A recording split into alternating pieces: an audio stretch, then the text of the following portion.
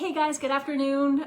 This weekend between patients in the emergency department, a journal article, it caught my eye. It was in a very reputable source, Nature Medicine, and the title said, erythritol amounts in your blood are correlated to higher incidence of heart attack and stroke. And I was like, oh my goodness. I personally consume and recommend erythritol to others. So for those of you who don't know me, I am a practicing physician assistant in emergency medicine.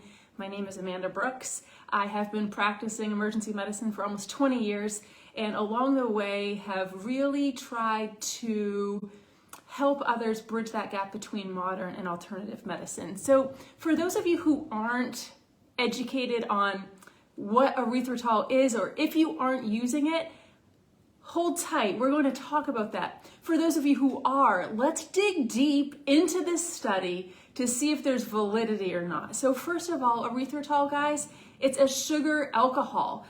It was discovered by a Scottish chemist back in 1848.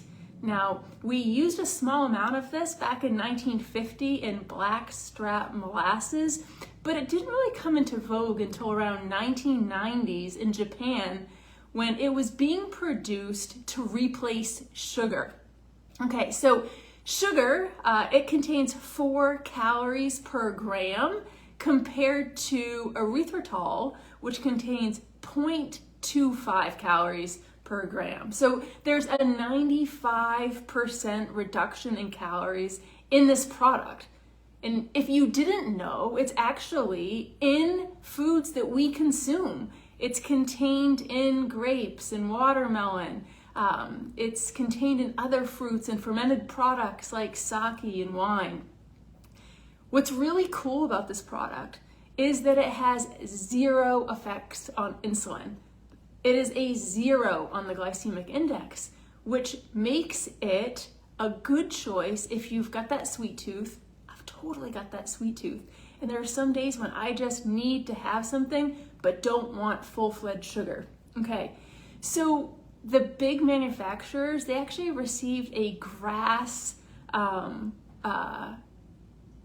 rating with this, generally recognized as safe, because this does come or is in food products.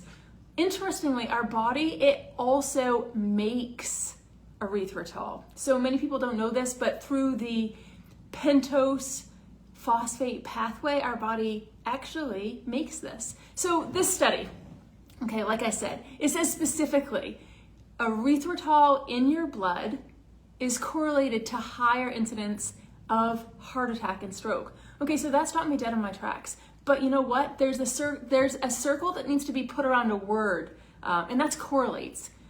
So firstly, I just want to reiterate that correlation does not mean causation, right? If we have 2 variables that are moving along in the same direction, we can't necessarily say that this variable caused that variable, right? Like, for instance, like if there are shoppers in the UK and they spend more money in shops in the colder months compared to the hot months, we can't say that cold weather causes excessive spending, right? Okay, are you seeing where I'm coming from? Okay, so that's number 1. I was thinking, all right, so this study sounds far worse than it probably is. And what has the media done? The media has taken this and ran with it. For those of you who do watch the news, I try to limit my news consumption. You are probably seeing this everywhere, and you might be getting a little bit frightened. So this study, let's go back to the study. The study was based on endogenous erythritol. It did not account for what study participants were ingesting. So endogenous, again, means what your body is producing. Okay, so the amount of erythritol that was measured in the blood was coming from the body producing it itself. So this measurement, we don't know exactly where it came from. Was it just from the body producing it? Was it from participants consuming excessive amounts of such? I don't know. Another point that I wanted to make why would one's body be producing larger amounts of erythritol? Okay, so erythritol, it's produced through the pentose phosphate pathway. That's so difficult to say.